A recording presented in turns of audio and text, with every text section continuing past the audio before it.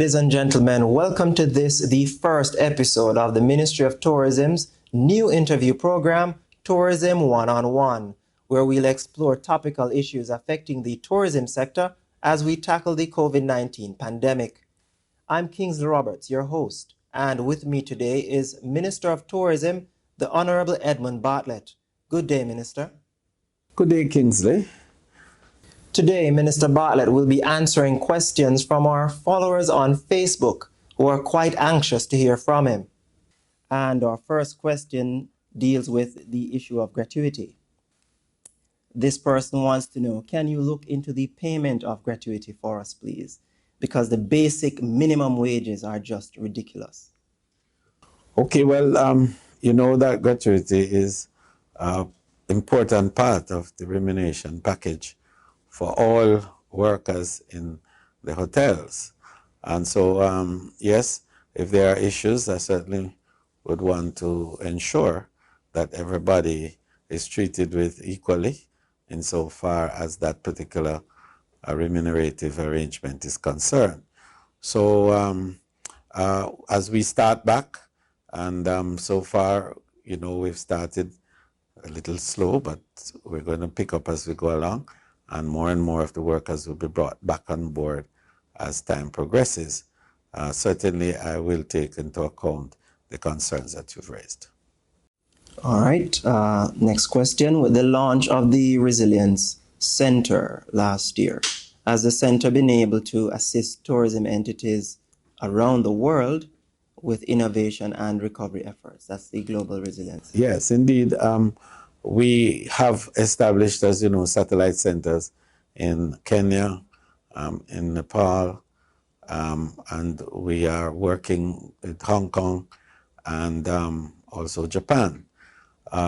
Yes, we have been able to do quite a bit of work with a number of countries, a lot of them in the Caribbean.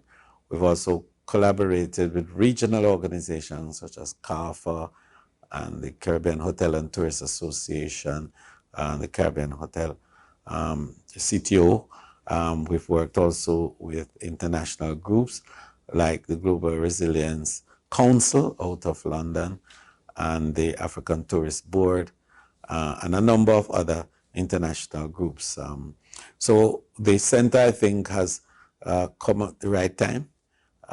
We never knew that a pandemic of this nature would have hit the world when I conceptualized it. But here we are.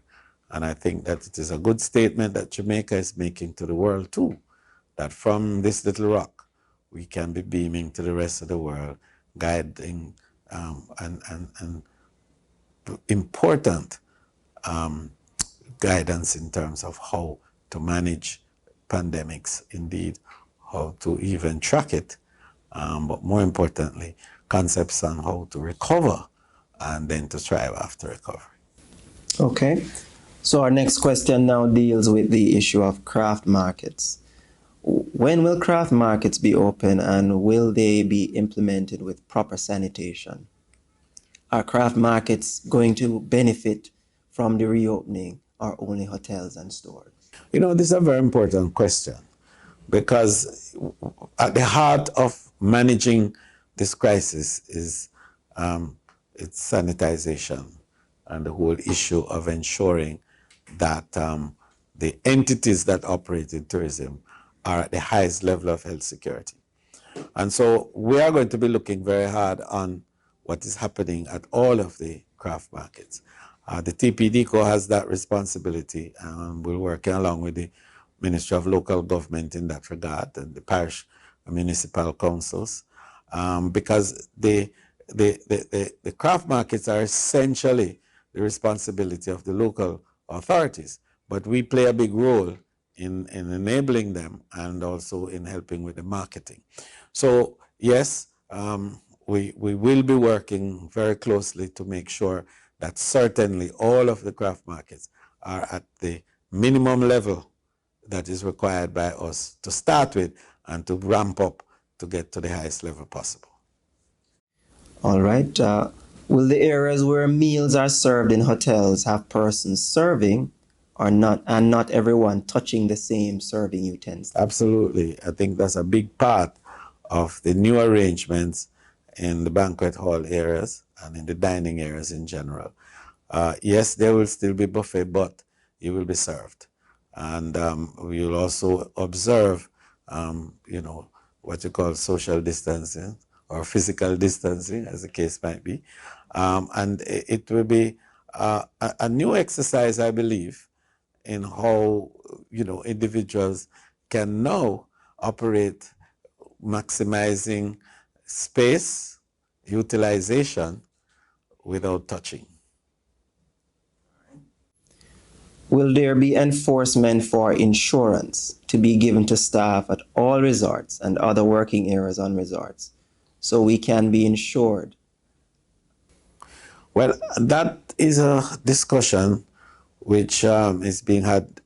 I think we're looking, first of all, at insurance that will cover for COVID illnesses. We're looking a lot to protect also the workers in the industry in a lot of regard. I can't say that each hotel is going to be carrying a particular program itself, but I think that we're looking at a broader picture to see how we could bring some international partners into being to create not just for the workers, but also for international guests. Right, and the worker actually wants to know what happens if they fall ill on the job.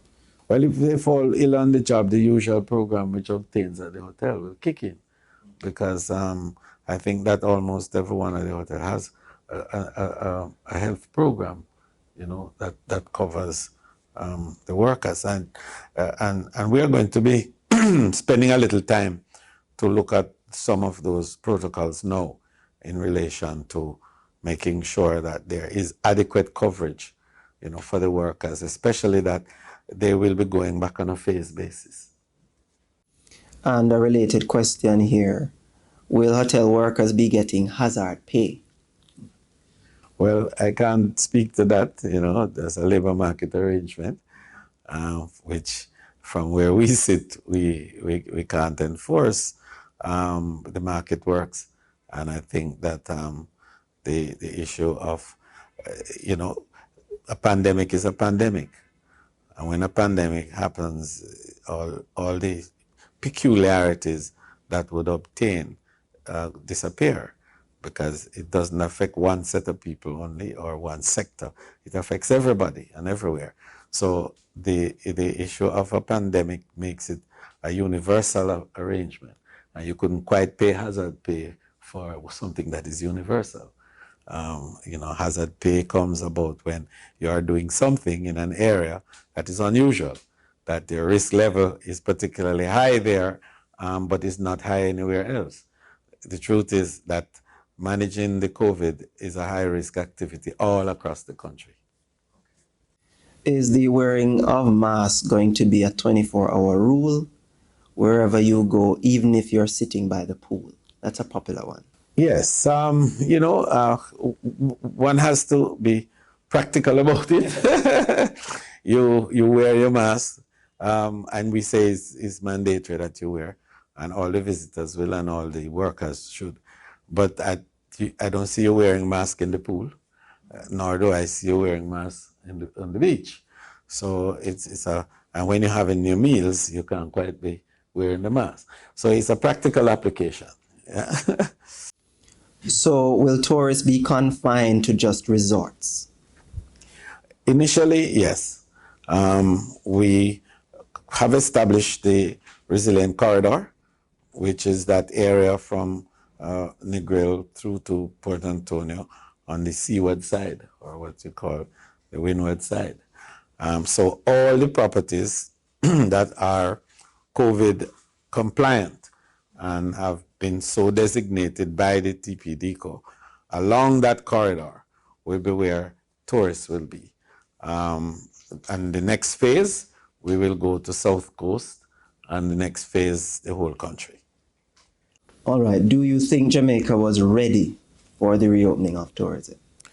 Well, the hard cold facts are that the economy of the country has been bleeding. I think some of you would have seen or heard that the United Nations a specialized agency to deal with trade, did a study on the impact of COVID on global economies.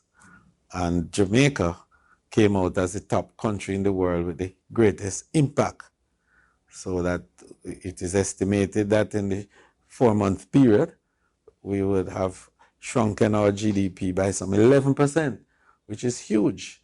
You know, that a similar percentage of workers would have been displaced, and that as time goes by, we would get to the level where as high as 22% of the GDP could be literally whittled away, and more than 44% of the jobs likewise. So the timing for it, you know, couldn't be sooner. And the good news, however, is that we were managing the risk. Kudos to the Ministry of Health. Kudos to all the partners who've worked, including the Jamaicans who have collaborated and who have themselves complied with the protocols that we've set out. And so we were in a position where just about 3 months or so after, we were in a position where we could begin this phase opening. So I just wanted to make the point that the economy of the country is impatient now of openings because, you know, jobs are out there at risk. But we open responsibly. We made sure that we are managing and measuring the infection levels. We're looking at the death rate. We're looking at the hospitalization rate. We're looking at the recovery rate. And all of those are the key algorithms that are making the decision for us to open when we did, and also in the way we did, on a phase basis, and to continue to grow and expand as the numbers dictate. All right. What if a tourist is staying at a hotel in Montego Bay? Can they travel to Ocho Rios for activities? No. Where you stay for this first phase is where you would be required to have your fun. So all your excitement and everything would be in the property around which you're staying. All right. Anything else you want to add, Minister? Well, I want to add that managing this process is all of our responsibilities, and to keep Jamaica as COVID resilient as possible. And by that we mean put us in a position where we can manage this thing to a high degree until we find a vaccine. You know, it's the responsibility of everybody. And I want to use this opportunity to say to everybody, do 3 good things for me. 1, wear your mask. 2, sanitize, sanitize, sanitize. And 3, social distance, social distance, social distance. If we do those 3 things in particular, we would have gone a long way in ensuring that when the test is done, we will be negative. And once we're negative, country would be essentially free from COVID. Thank you for joining us today, Minister. Thank you very much. And I hope that we learned a little bit, and I look forward to the next episode. Thanks to our viewers for tuning in, and join us next week when we will take questions from our followers on Instagram.